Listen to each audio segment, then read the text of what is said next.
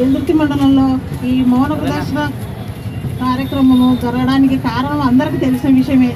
నిన్న వైజాగ్లో మన అధ్యక్షుల వారు జగన్మోహన్ రెడ్డి గారు ఉచిత క్యాండిల్ ప్రదర్శన దానికోసము వైజాగ్ పోవడానికి ఎయిర్పోర్ట్లోనే నిర్బంధించారు. అది అతి దారుణమైన సంఘటన. మనందరికీ ఇంతవరకు మనకి ఇంత అనుభవం ఉంది, కానీ ఎప్పుడు ఇలాంటి దుర్మార్గతనాలని ఎప్పుడు కని విని ఎరగనిది అందరికీ తెలుసు. నిన్న చూసిన ప్రతి ఒక్కరికి ప్రత్యక్ష నిదర్శనము మన అవసరం లేదు. నిన్న చూసిన వారి ప్రతి ఒక్కరికి కూడా ఇది అందరికీ తెలిసిన విషయమే. అయినా ఆయన ఎవరి కోసం చేస్తున్నారు అనేది మనందరం కూడా ఒకటి గ్రహించాల్సిన విషయము.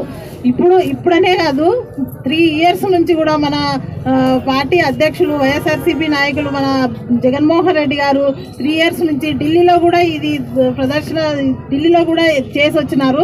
అప్పుడు కూడా వాళ్ళకి ఎప్పటి నుంచి 3 సంవత్సరాలు ఆయన కని విని ఎరగని ప్రదర్శనలు అన్నీ కూడా చేస్తూనే వస్తున్నారు. మన కోసం ఎవరి కోసం ఇప్పుడు చేస్తుండేది ఆయన మనకి ప్రత్యేక ప్యాకేజ్ స్పెషల్ స్టేటస్ అనేది ప్రతి ఒక్కరికి మన హక్కు.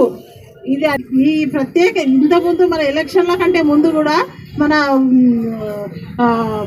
బీజేపీ వారు నాయకులు వెంకయ్య నాయుడు గారు 10 సంవత్సరాలు ఇస్తారంటే మన ముఖ్యమంత్రి గారు ఏమన్నారు, ఆ విషయాలన్నీ కూడా మీరు 3 years నుంచి వింటూనే ఉన్నారు. అప్పుడు అదే అందరికీ తెలిసిన విషయాలే. 10 సంవత్సరాలు మాకు సరిపోదు, స్పెషల్ స్టేటస్ 15 years కావాలన్నారు. ఆయన మన జగన్మోహన్ రెడ్డి గారేమో అట్లా వాగ్దానాలన్నీ చేయలేదు కదా. అప్పుడని ఈ రుణమాఫీ అని అది అని మన ముఖ్యమంత్రి గారు అన్ని చెప్పి కళ్ళబొల్లి కథలు చెప్పి ఇప్పుడు చేస్తున్నది ఏమి 3 years అయినా ఆయన మనకు చేసింది లేదు, పెట్టింది లేదు.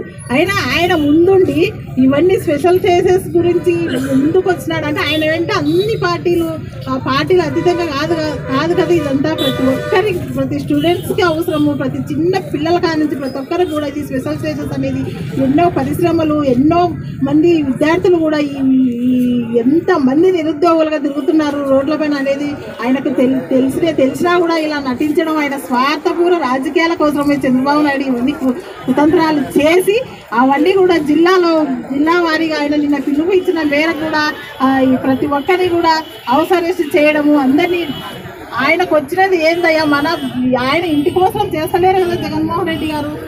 మనందరికీ కూడా ఈ స్పెషల్ స్టేటస్ అనేది మన పౌరుల హక్కు, మన ఆంధ్రప్రదేశ్ మన హక్కు మనం సాధించుకున్నాం.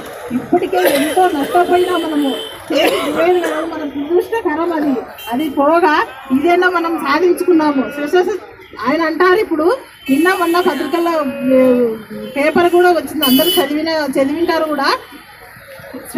ప్రత్యేక హోదా వలన సాధించాల్సిన అవసరం ఆయన వ్యంగ్యంగా చెప్పినాడు నిన్న పేపర్కి. ఆయనకు అన్నీ తెలుసు ప్రత్యేక హోదా అంటే ఏం దానివల్ల ఉపయోగాలని. ఆయన ఒకరితో చెప్పించుకునే వ్యక్తి కాదు కదా, ఆయన సీనియర్ నాయకుడు అని అందరం చెప్పుకుంటుంటాను. నేను సీనియర్ నాయకుడు అన్నప్పుడు ఎట్లుండాలి, ప్రత్యేక హోదాకు ఆయనకు తెలుసు.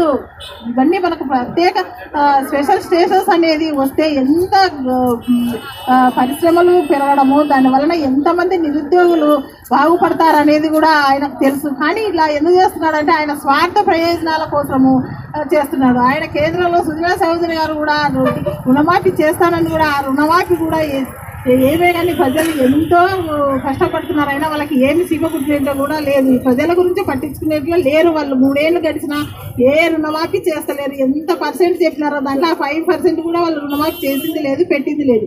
ఇదన్నా కనీసము ఈ ప్రత్యేక ప్యాకేజ్ రావడం వలన ఎంతమంది మనం ఇప్పుడు వాళ్ళు ఎంత దుర్మార్గతనాలు చేస్తున్నారో నిన్న అదే నిన్న జగన్మోహన్ రెడ్డి గారు చేసేదే మనకు అంత దుర్మార్గతనము.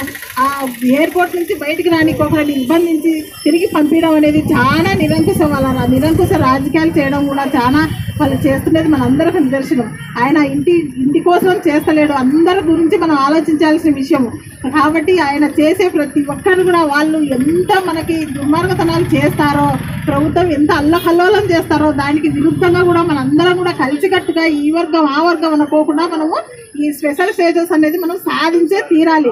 ఈ జల్లుకట్ట అనేది తమిళనాడులో ఎట్లా సాధించుకున్నారో వాళ్ళు చేసి మనం కూడా ఈ ప్రత్యేక హోదాను ప్రతి ఒక్కరు కూడా చిన్న పెద్ద తేడా లేకుండా దానివల్ల మనకి ఎన్ని లాభాలు అనేది ప్రతి ఒక్కరికి కూడా తెలుసుకోవాలి అన్నమాట. అందరికీ తెలుసు.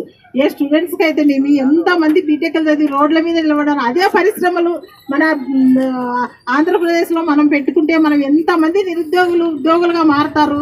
ప్రతి ఒక్కరు కూడా ప్రతి ఇంటింటికి ఉద్యోగం ఇస్తా అన్నారు. ఆ ఉద్యోగాలు ఇప్పించుకోకుండా ఇప్పుడు చంద్రబాబు నాయుడు గారి స్పెషల్ కేసెస్ అనేదైనా తెస్తేనా ఆయన చెప్పినట్లు ఇంటింటికి ఒక ఉద్యోగం అనేది వస్తుంది కదా. అది ఒకటి ఆలోచించాల్సిన విషయం. ఆయన ముఖ్యమంత్రి గారు చిన్న చిన్న రాష్ట్రాలు కూడా ఈ ప్రత్యేక హోదాను సాధించుకొని పెద్ద పెద్ద పరిశ్రమలు పెట్టుకొని వాళ్ళ స్టేట్ని ఎంత డెవలప్ చేసుకున్నారో ఆయనకు తెలీదా?